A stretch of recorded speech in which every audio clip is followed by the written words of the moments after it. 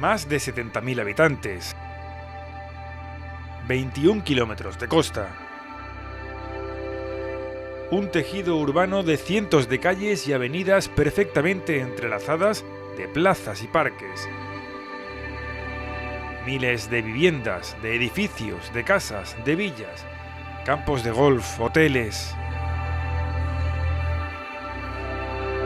Datos todos estos que nos hablan de Estepona, una ciudad que hoy, superada ya ampliamente la imaginaria y mítica frontera del nuevo milenio,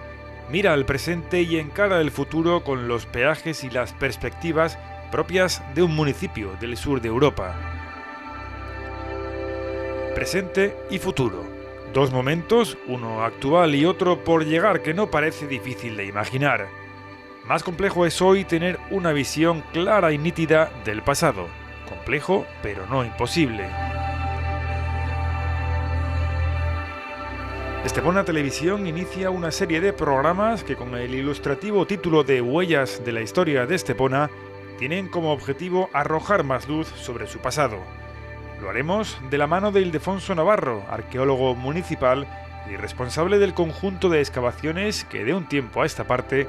han permitido recomponer con un elevado grado de rigor y fidelidad el hasta hace poco deslavazado puzzle de la historia del municipio. Junto a él, destacados representantes de la arqueología, la historia o la ciencia en general nos ayudarán a conocer los detalles más llamativos, más precisos de nuestro pasado. De la prehistoria al siglo XVIII, de los deslumbrantes restos arqueológicos de la Loma de la Alberica y su Venus, a la no menos trascendental Carta de Villazgo de 1729, con la que Felipe V dio a Estepona el título de Villa Independiente. Los dólmenes de Corominas, el yacimiento fenicio del Torreón, la Estepona musulmana o el castillo de San Luis, cerca de 7 milenios de historia plasmados en 13 capítulos. Les invitamos a que nos acompañen en este maravilloso y apasionante viaje por la riqueza patrimonial de la localidad.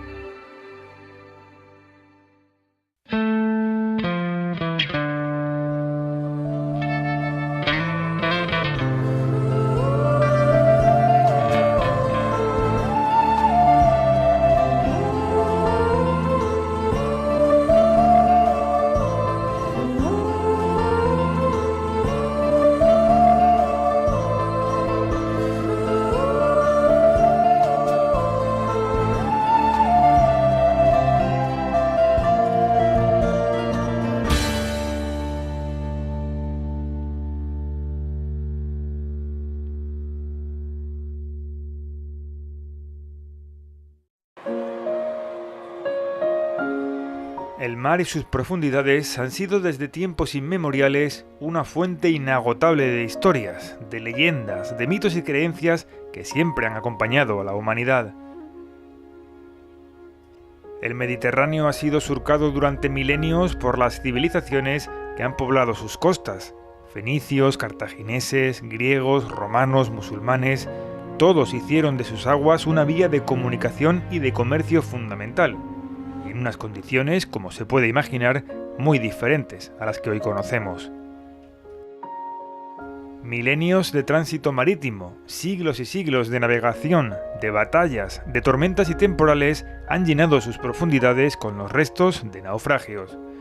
Los armazones de aquellos galeones y buques hundidos tras las contiendas marítimas, los cargamentos que aquellas naves de 2 milenios atrás guardaban en sus bodegas, forman desde entonces parte de ese paisaje submarino, convertido en un inmenso museo subacuático a la espera de ser sacado a la luz. Hoy en este capítulo de Huellas de la historia de Estepona nos sumergiremos en las aguas del Mediterráneo para conocer esos testimonios arqueológicos que hasta ahora han estado acompañados solo por el silencio del fondo marino. Hasta las aguas marítimas que bañan la costa de Estepona nos acercaremos, una vez más, junto al arqueólogo municipal, Ildefonso Navarro.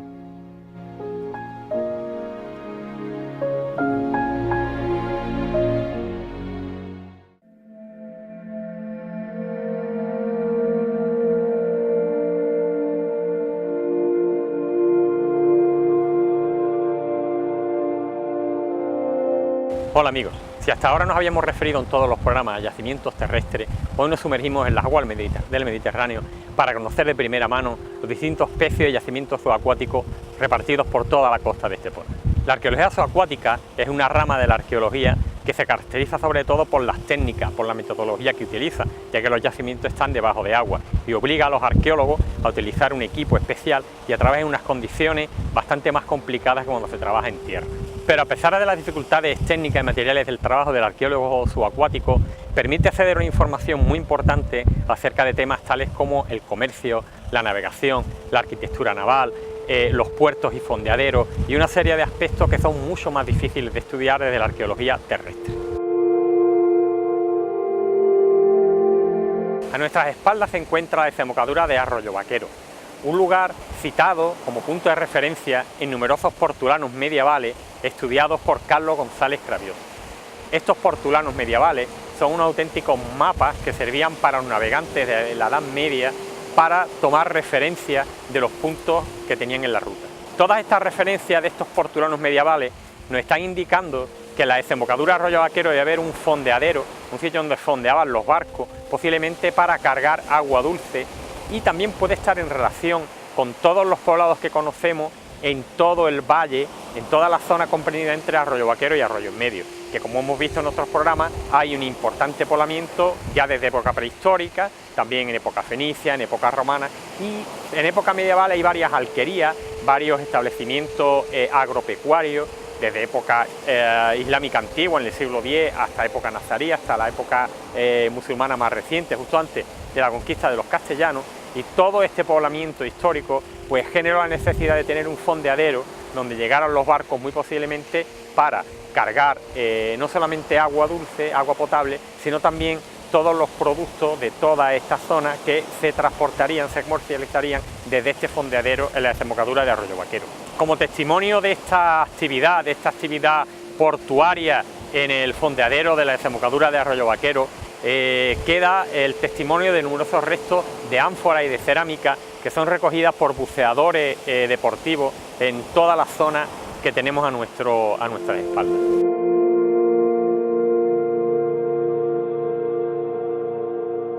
La playa del Cristo constituye un excelente fondeadero natural. Estas condiciones naturales han sido aprovechadas por el asentamiento que sabemos que al menos desde época romana se enclava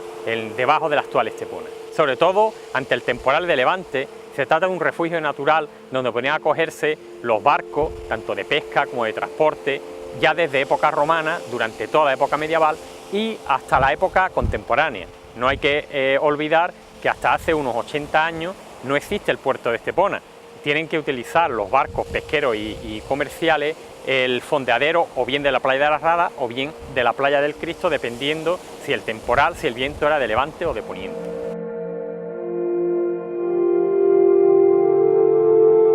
Como testimonio de estas actividades, de este uso como fondeadero, como puerto abrigado de la playa del Cristo, se han encontrado diversos restos arqueológicos en todo lo que es el fondo de la playa. Hay, por ejemplo, restos de ánforas romanas que han sido descubiertas en varias ocasiones. Una de ellas ha sido durante unos trabajos del Centro Andaluz de Arqueología Zooacuática, del CAS, que está enclavado en Cádiz y es una dependencia de la Junta de Andalucía que se encarga de la arqueología zooacuática en todo el litoral andaluz. En los últimos años, a esta institución muy importante en el contexto de la arqueología andaluza, se ha venido a sumar las actividades del Campus Internacional del Mar, también en Cádiz, con sede en Cádiz, en el que colaboran distintas universidades y centros de España, Marruecos y Portugal, cuya finalidad es el estudio, la investigación y la divulgación científica de todo ese patrimonio subacuático, ese patrimonio sumergido tan rico y tan abundante en todas las costas andaluzas.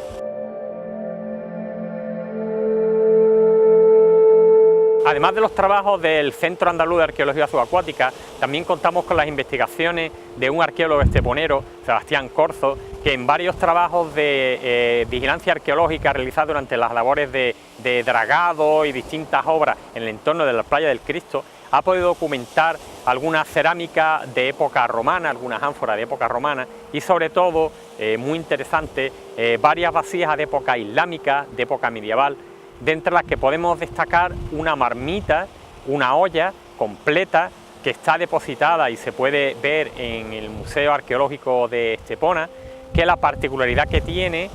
es que está llena de pez de brea, muy posiblemente para ser utilizada para calafatear el barco que se hundió en un momento indeterminado, pero que sería aproximadamente entre el siglo IX o X después de Cristo, aquí detrás nuestra, justo en el fondeadero de la Playa del Cristo.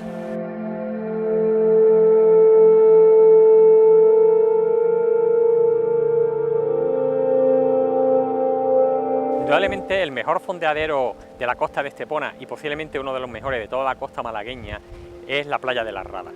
que tiene unas condiciones naturales inmejorables para el abrigo de los buques, tanto a resguardo de los vientos de levante como de poniente. Estas inmejorables condiciones naturales del fondeadero de la Rada posibilitaron que durante épocas romanas se desarrollara una importante villa debajo de lo que hoy es el casco histórico de Estepona. En esta villa, y gracias a este fondeadero abrigado, se desarrollaron una serie de actividades basadas en la pesca. De hecho, por ejemplo, en Calle Villa ya vimos que existe un edificio que puede ser interpretado como una especie de faro, de torre, desde donde se dirigirían las operaciones de las almadrabas, como por ejemplo también la transformación de esa pesca en salazones que se exportarían en las ánforas que se elaboraban en los hornos que se localizaron en excavaciones, como ya vimos en Calle Castillo.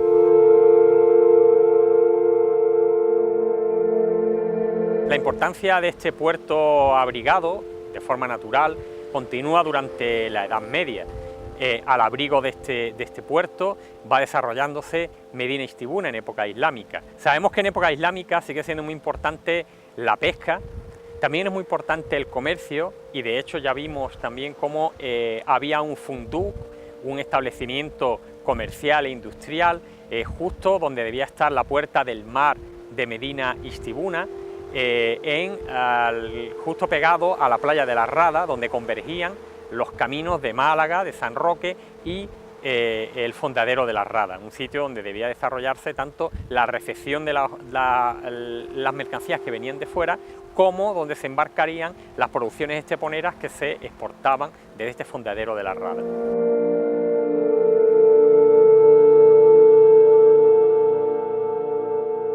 También es muy importante el punto de vista militar estratégico de este puerto de Istibuna, y sabemos que, por ejemplo, diversas fuentes escritas mencionan que durante 1342 y en relación con la batalla del Estrecho y el cerco al que se metían las tropas castellanas a la ciudad de Algeciras, en 1342 hay una batalla naval entre una flota aragonesa y otra flota meriní que se salda con el hundimiento de varias decenas de barcos meriníes en las playas de Estepona.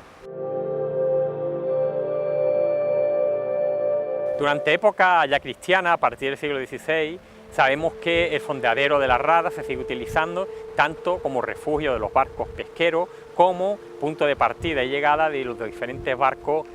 comerciales. Todas estas operaciones que hacen los barcos, si son barcos de poco calado, se realizan directamente en la arena, se sacan los barcos a la arena con la ayuda de bestias, de bueyes o de caballería, y si son barcos de un calado demasiado grande, se quedan fondeados en la Rada y las personas o la mercadería se trasladan a la playa o desde la playa por medio de embarcaciones más pequeñas. Esto se puede ver muy bien en el grabado de Teixeira de 1635, donde se observan algunos barcos de gran calado varados, anclados en el fondeadero de la Rada, y un barco de más pequeñas dimensiones que son los que hacen el transporte con la orilla.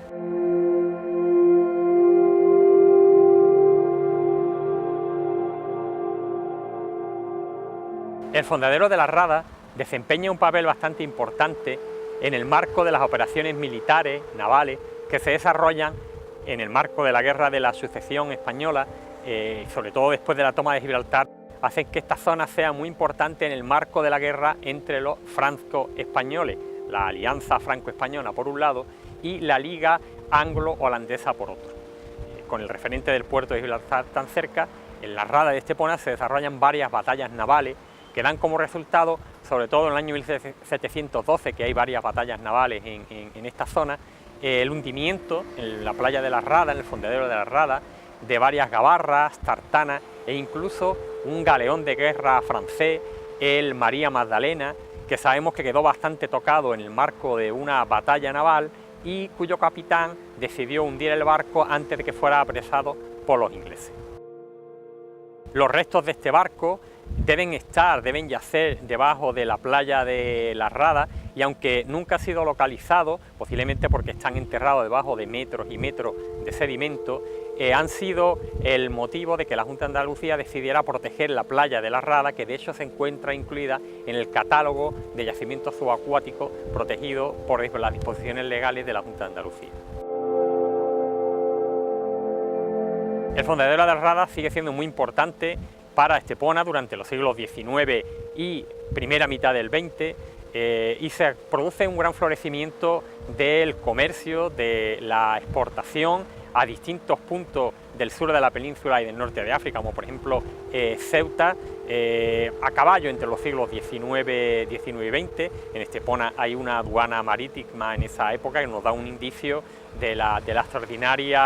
el extraordinario florecimiento del comercio y de la exportación de productos esteponeros a todos estos puntos del sur de la península ibérica y el norte del actual Marruecos. Y aunque, como veíamos, el funcionamiento del fondeadero de La Rada motivaba a que los barcos varasen directamente en la arena, este extraordinario desarrollo económico y comercial obliga a que desde principios del siglo XX se contemple la posibilidad de reforzar las condiciones naturales del fondeadero con algún tipo de obra. Y a partir de la década de los años 30, con distintas vicisitudes, como por ejemplo la guerra civil, al final se construyeron una serie de pantalanes artificiales que constituyen el germen de lo que hoy es el puerto de Estepona. A partir de la construcción del puerto de Estepona, todas las actividades pesqueras por un lado y comerciales por otro se concentran ya en ese puerto de obra, a excepción de algunas pequeñas puntuales actividades pesqueras en barcos de muy pequeño calado que todavía hoy en día siguen varando en la playa del fondeadero de La Rada, como hacían desde hace unos 2000 años los pescadores y comerciantes esteponeros. En la playa del Padrón, en la desembocadura del río Padrón, hay una zona donde los pescadores tradicionalmente referían la existencia de grandes bloques de piedra formando líneas,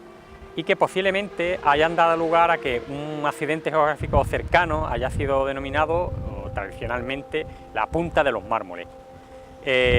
Muy posiblemente esta zona se ha querido ver que está relacionada con los restos romanos de una gran villa que había en la zona del actual Hotel Kempinski. No está demostrado que estos grandes bloques sean de origen romano, pero una investigación del Centro de Arqueología Subacuática de la Junta de Andalucía, hecha hace ya una decena de años, logró localizarlo. Lograron medir una superficie aproximada de unos 1000 metros cuadrados, donde había grandes cantidades de estos bloques. Había bloques rectangulares, cuadrangulares, redondeados, de todo tipo. Pudieron comprobar también que había distintos tipos de mármol y que eran unos bloques toscamente labrados, no estaban terminados. Se ha hablado también, se ha planteado la teoría de que podría ser mármol de Mijas, donde había una cantera muy importante en época romana, y estos submarinistas de la Junta de Andalucía tomaron muestras de 43 de estos bloques y están en estudio a ver si de alguna forma se puede determinar el origen preciso y la cronología, a ver si se puede confirmar realmente que se trata de un barco hundido en época romana, cargados con piezas de mármol a medio tallar para ser terminadas de trabajar en el sitio de destino.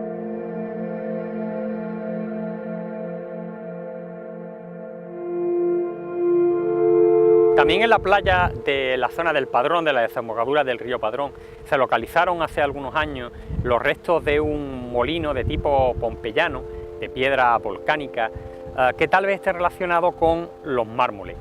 En esta época, en época romana, era frecuente el transporte de material de construcción y molinos de piedra, con lo cual tal vez proceda este molino del mismo pecio, del mismo barco hundido donde procedían los mármoles. De hecho, están a muy escasa distancia, justo al lado de la desembocadura del río Padrón. Se trata de un tipo de molino que se denomina pompeyano, porque en esta ciudad romana, en Pompeya, se descubrieron varias panaderías con varias decenas de ejemplares completos.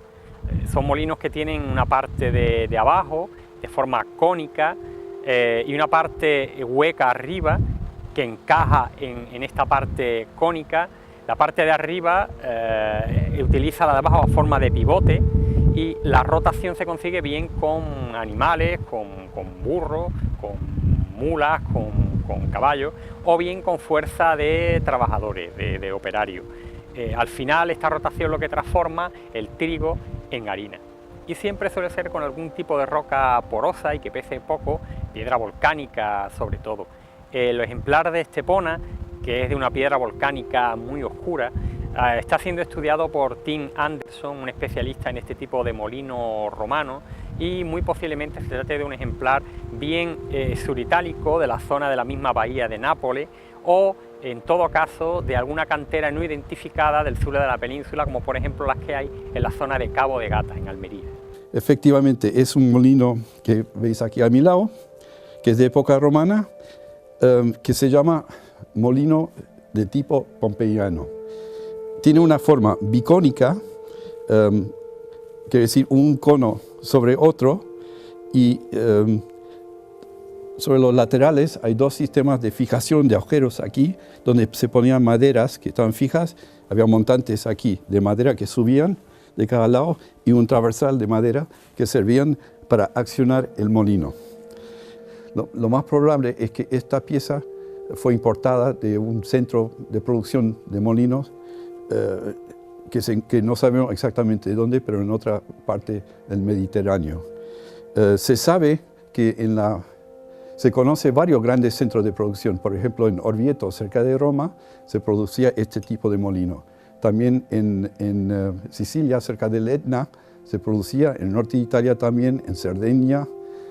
Pero esta pieza en particular, por su forma y por sus encajes, me parece a mí, aunque no puedo estar seguro hasta que hagamos algún análisis petroquímico, que su origen no va a ser de Italia, pero podría igual ser del norte de África.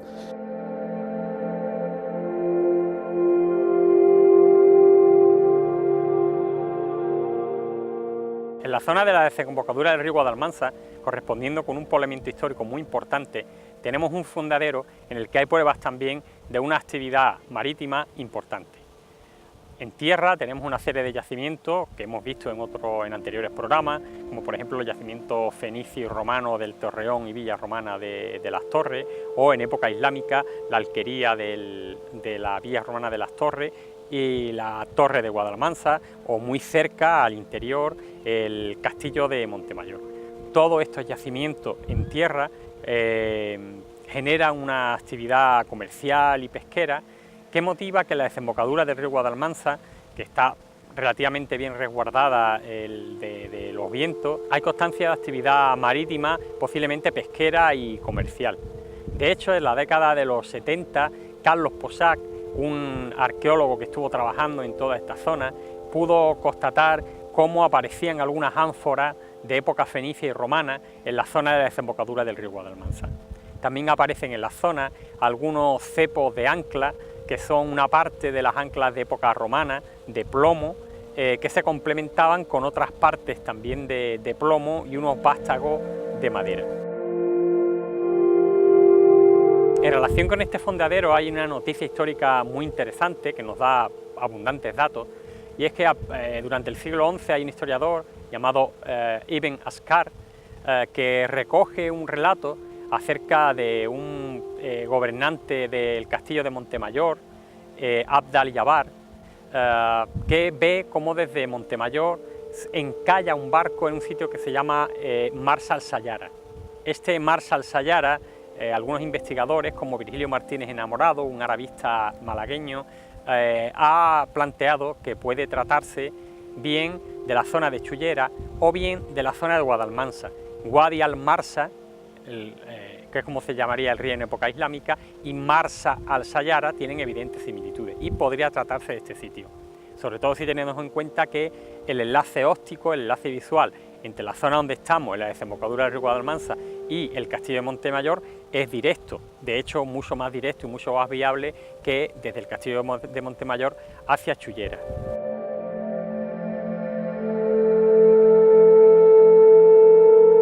La noticia que Ibn Askar nos detalla es que Abd al-Jabbar y sus seguidores desde el castillo de Montemayor ven como en Barranca un barco en lo que sería la desembocadura del río Guadalmansa y bajan y hacen rapiña de los restos del barco, recogen lo que pueden aprovechar y en concreto menciona armas, menciona banderas, estandartes y menciona también, muy interesante, atabales, tambores posiblemente relacionados con el mundo militar.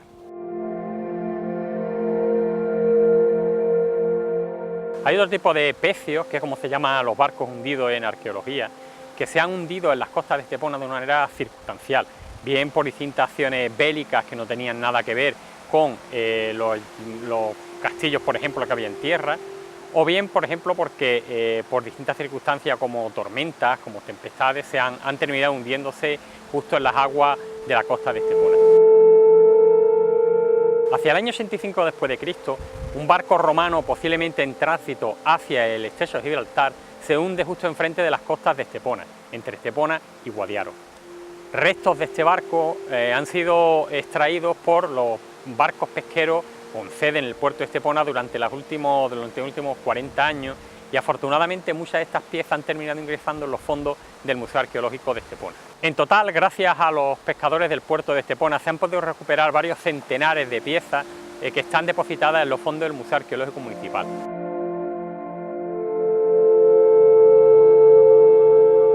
La denominación de este tipo de vasijas romanas es terra sigillata. Sigillata pues, es por el sigilum, por el sello, con el que muchas de las piezas se sellaban en el fondo con una marca del fabricante, podríamos decir. Algunas de estas piezas estaban hechas, por ejemplo, por un tal Fabu, o por un tal Tertius Secundus,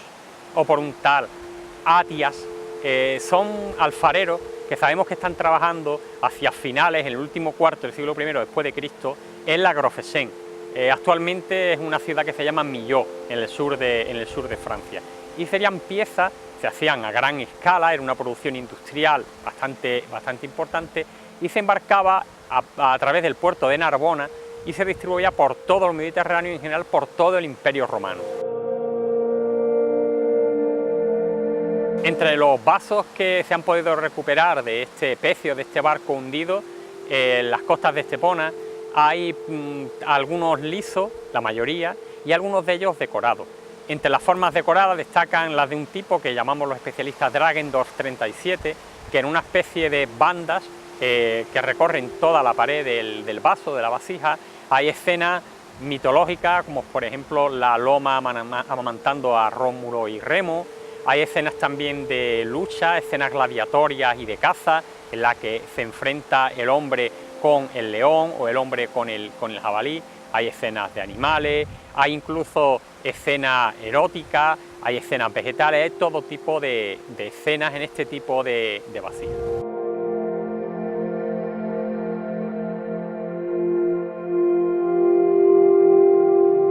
También de este tipo de hallazgos casuales que se producen cuando los pescadores o los buceadores deportivos dan sin querer con algún resto arqueológico debajo del agua, hay muchísimas piezas depositadas en el Museo Arqueológico. La mayoría de estas piezas son ánforas, que son contenedores de transporte, grandes vasijas, en las que se transportaba sobre todo vino, aceite y salazón de pescado, bien desde la zona en la que estamos, desde el sur de la península ibérica, hacia el Mediterráneo, hacia todo el Mediterráneo e incluso hacia el Atlántico, en toda la parte norte del Imperio Romano, o incluso hay también muchas de estas ánforas en las que se envasaban productos de fuera y se traían a esta zona de aquí. De los distintos conflictos bélicos que durante el siglo XX se desarrollan, al menos parcialmente, en la zona de las aguas del estrecho, quedan algunos testimonios en las costas de Estepona. Por ejemplo, a finales de 1936, en el marco de la Guerra Civil, se produce el hundimiento de dos patrulleras, el Wat Lucus y el Wat Muluya, en las costas de Estepona, así como de una pequeña lancha, la I-35. Estos barcos fueron hundidos en el litoral, en las playas que rodean el pueblo de Estepona, pero fueron desmanteladas poco después y de los restos se sacaron todo lo aprovechable, todas las planchas metálicas y más, de forma que en caso de que quede algo sumergido deben ser las partes que no se pudieron aprovechar en su día, en el año 36, cuando se produjo el hundimiento. Durante el desarrollo de la Segunda Guerra Mundial, el 14 de noviembre de 1941, se produce también una acción bélica muy importante justo enfrente de las costas de Estepona, como es el hundimiento del buque insignia de la flota británica, de la Armada Británica, el portaaviones Ark Royal, después de que fuese torpedeado por un submarino alemán. Este submarino torpedea al portaaviones, al Ark Royal, y aunque en un principio el capitán piensa que puede llegar hasta el puerto de Gibraltar, finalmente ven que la vía de agua es muy importante y al final da la orden de abandonar el barco justo cuando están pasando enfrente de las costas de Estepona. Estamos hablando de una localización que está a varios kilómetros al interior y de hecho los restos del portaaviones fueron localizados hace una decena de años por un equipo de la televisión inglesa, la BBC, a unos 1000 metros de profundidad, donde pudo filmarlo con una serie de cámaras submarinas no tripuladas, con unos robots no tripulados, y se pudo comprobar cómo están los restos del barco e incluso se pudo documentar uno de los aviones del tipo Swordfish que iban en el portaaviones en el lecho del fondo marino.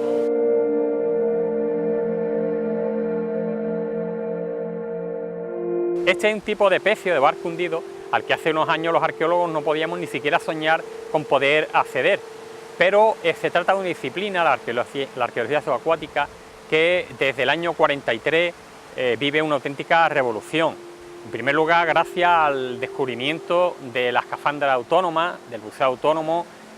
con la aportación de Cousteau y Gagnan, con las botellas que ahora estamos tan acostumbrados a ver. Eso posibilita en un primer momento a que los arqueólogos puedan acceder a los pecios más cercanos a la costa, los que están a menos profundidad. Y en los últimos años, la revolución que suponen sobre todo la tecnología de los robots no tripulados, que van equipados con cámaras e incluso con brazos robóticos que permiten recoger muestras, hacen que, por ejemplo, en la actualidad se esté trabajando con los restos del famoso Mercedes, este barco que fue objeto de un expolio por parte del Odyssey, del barco Odyssey, y fue un caso que tuvo una repercusión internacional bastante importante. Pero gracias a esa tecnología, que en este caso fue utilizada para el expolio y para un acto negativo para el patrimonio, gracias a esta tecnología, por ejemplo, el equipo inglés de la BBC logró acceder a los restos del Ark Royal y pudo grabar todos los restos, incluso con la ayuda de veteranos que todavía sobrevivían de entre la tripulación del barco, porque pudo abandonarlo ordenadamente. Y de hecho, como estuvo escorado durante varias horas, solamente hubo una baja entre los marineros, pues algunos de estos marineros que viven todavía han podido identificar en las imágenes tomadas por estos robots no tripulados las distintas partes del barco, del Ark Royal, a pesar de que está a 1000 metros de profundidad. Un acontecimiento militar puntual que provoca el hundimiento de dos barcos en un sitio aleatorio de la costa de Estepona ocurre cuando en 1706 hay una batalla naval entre 4 buques de la coalición anti-Felipe V, había buques, según sabemos, portugueses, holandeses e ingleses, contra 3 buques franceses en las costas de Estepona. De estos 3 buques franceses, uno es hundido en su ida hacia el estrecho y los otros 2 huyen a lo largo de la costa de Estepona, hacia Levante, y son cazados por la escuadra anglo-holandesa y cañoneados. Posteriormente se incendian, posiblemente embarrancan en la zona de poca profundidad justo al lado de la playa y son quemados. También sabemos por la documentación escrita de un historiador esteponero del siglo XVIII, José Fernández, que hacia mediados del siglo escribe una historia de Estepona. Sabemos por las palabras de este mismo hombre, que fue testigo presencial de los acontecimientos, cómo de este hundimiento de estas 2 naves, de estos 2 galeones franceses, se salvó muy poca gente. Esa es la documentación que tenemos en fuentes escritas.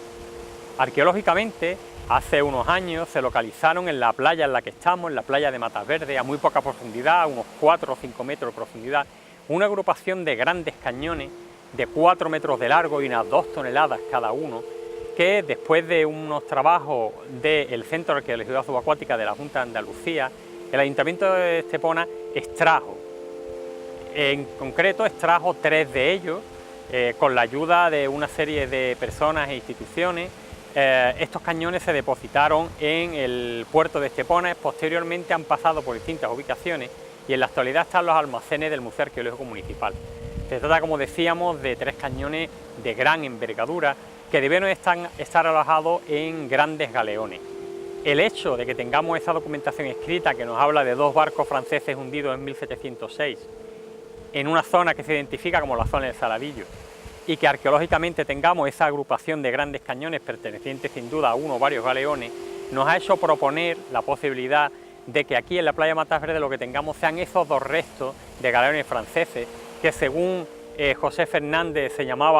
tenían el mote, esos barcos de las Damas de París, y que sean esos barcos los que están hundidos, sus restos, en la zona de la playa de Matas Verdes, justo a entre 3 y 4 o 5 metros de profundidad. Nuestro término municipal es muy rico en tanto en cuanto a patrimonio subacuático se refiere. Numerosos yacimientos, barcos, pecios hundidos, restos de batalla y de material y transporte a lo largo de los siglos llenan nuestro fondo marino. Muestra de este rico patrimonio se encuentra emplazado en la Sala 2 del Museo Arqueológico Municipal, una enorme colección de terra sigillata de gran importancia y diferentes ánforas y vasos que se han obtenido del fondo marino. La restauración por parte del Departamento de Restauración del Museo Municipal, a través de Carmen Pérez, nuestra restauradora, hace que estas piezas luzcan como el primer día.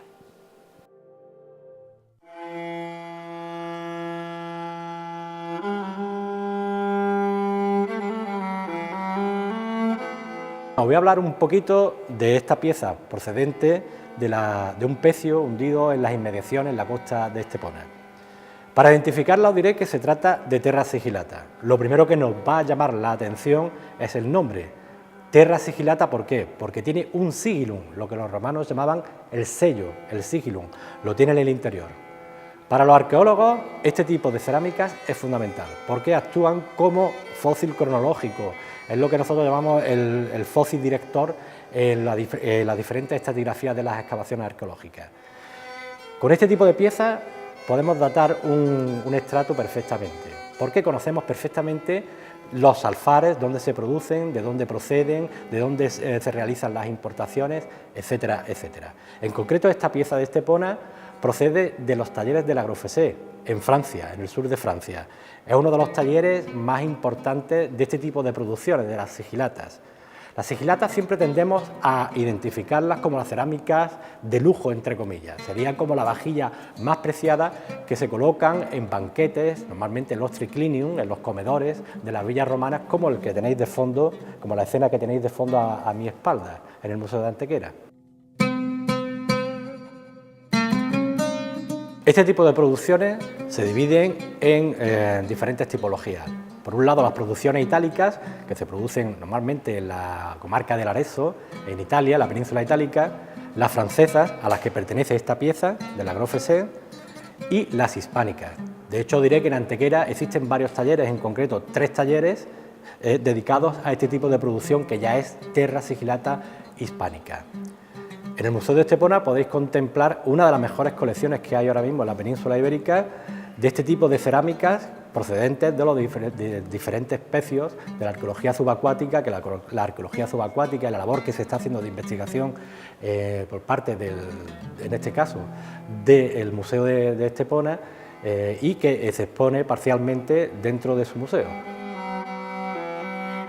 Hoy día resulta fundamental realizar las cartas arqueológicas subacuáticas porque la riqueza de nuestras costas y de los pecios hundidos están siendo objeto de numerosos expolios en los últimos años. Es fundamental localizarlos, protegerlos y conservarlos para el futuro, para las diferentes generaciones, como decía, del futuro. Es un conocimiento fundamental para conocer nuestra historia.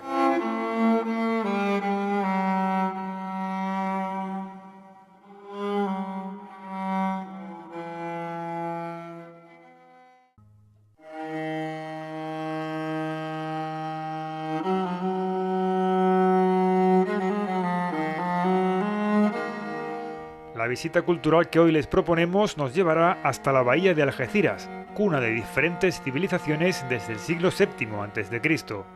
Todas dejaron su impronta y su legado en la zona, como se ha encargado de mostrarnos en las últimas décadas el trabajo arqueológico realizado en el yacimiento de Cartella. Fundado en época púnica, de la importancia de este enclave habla un rotundo dato. En el año 171 a.C.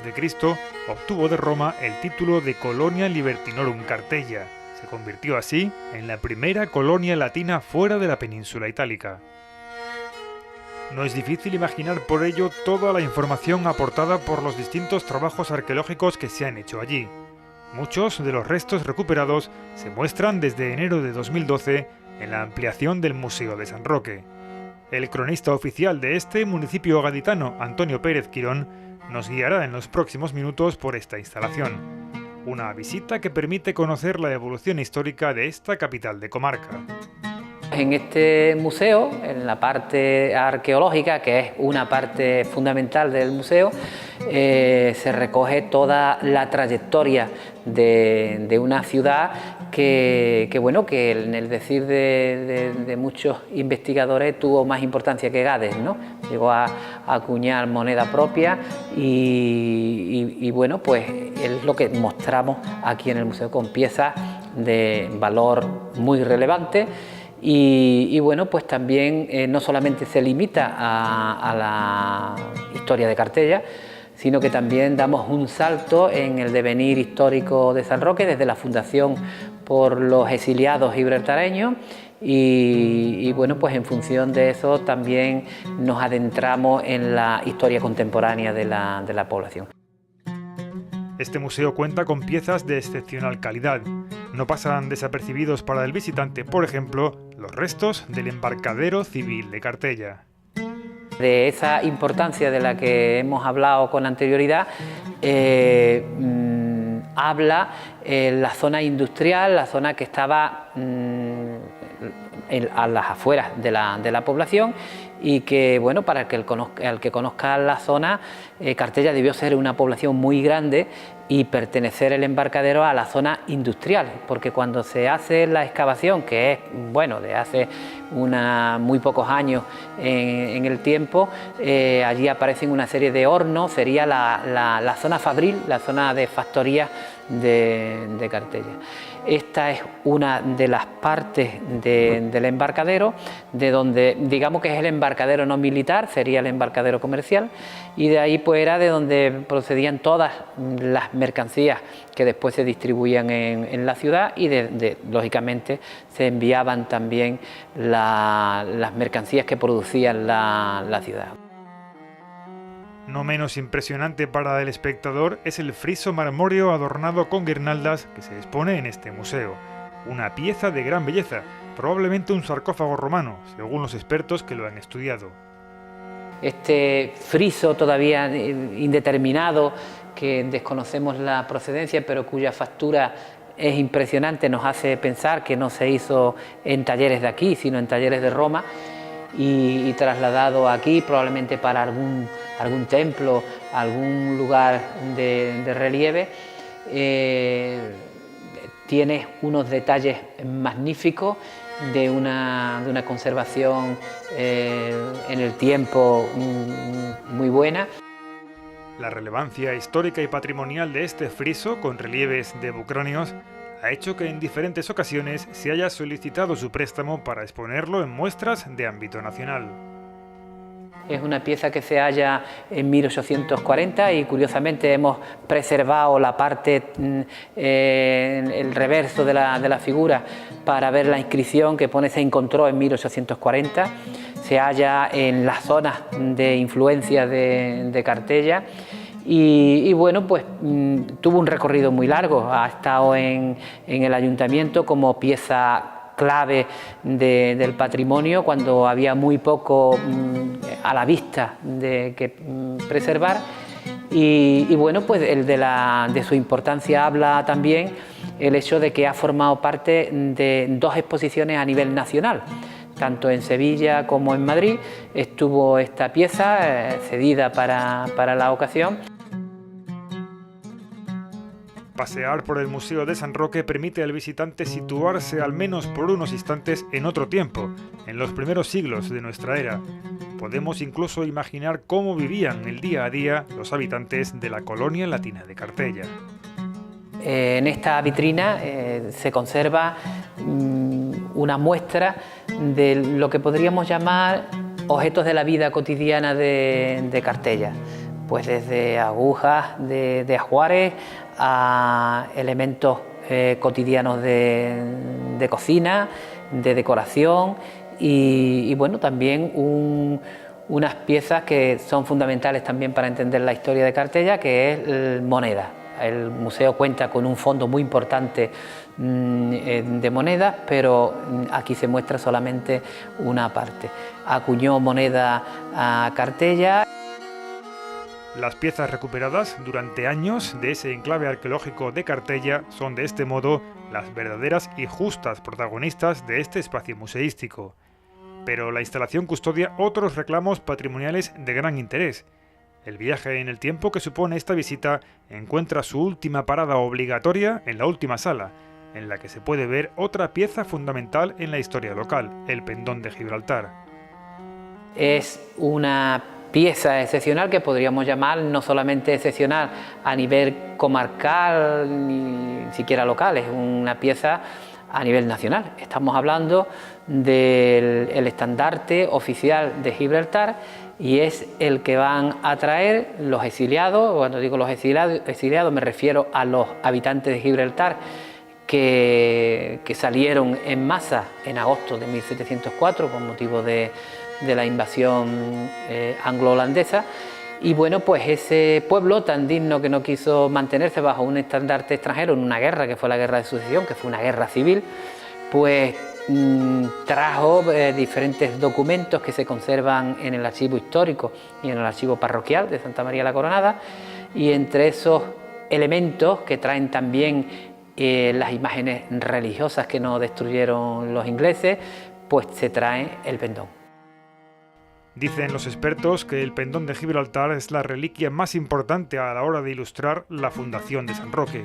Una pieza a la que acompaña, según nos cuenta el cronista oficial, una de esas leyendas en las que se confunden la realidad y el mito. El pendón es una pieza magnífica. Hasta hay una leyenda que dice que fue bordado por la reina Juana de Castilla, Juana la Loca, y bueno, que ha trascendido de padres a hijos, que no es una confirmación escrita, pero que sin duda tiene también su base. Hay una cierta confirmación de esa leyenda. Cuando restauramos el pendón, allá por el 2002, pues efectivamente se confirman que los hilos de oro, los elementos que están utilizados para la confección del pendón, se corresponden con los talleres más importantes que existían en Castilla en aquella época. Así que estamos mostrando una pieza que yo invito a todo el mundo que venga a San Roque, tiene la oportunidad de verla y conocer la importancia histórica que tiene, ¿no? La bahía de Algeciras es hoy un enclave industrializado casi hasta el límite. Muy cerca de su línea costera, esa que un día vio florecer en una ciudad tan extraordinaria como Cartella, se encuentra San Roque.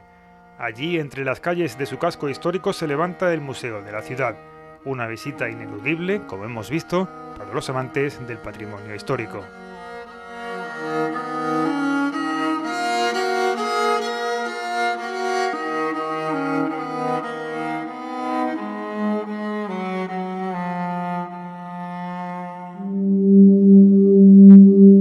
Cerramos ya este capítulo semanal de Huellas de la Historia de Estepona. En el siguiente pondremos el punto final a esta serie documental con la que durante 12 capítulos hemos querido mostrarles el milenario pasado de Estepona con paradas puntuales en sus hitos arqueológicos y patrimoniales más destacados.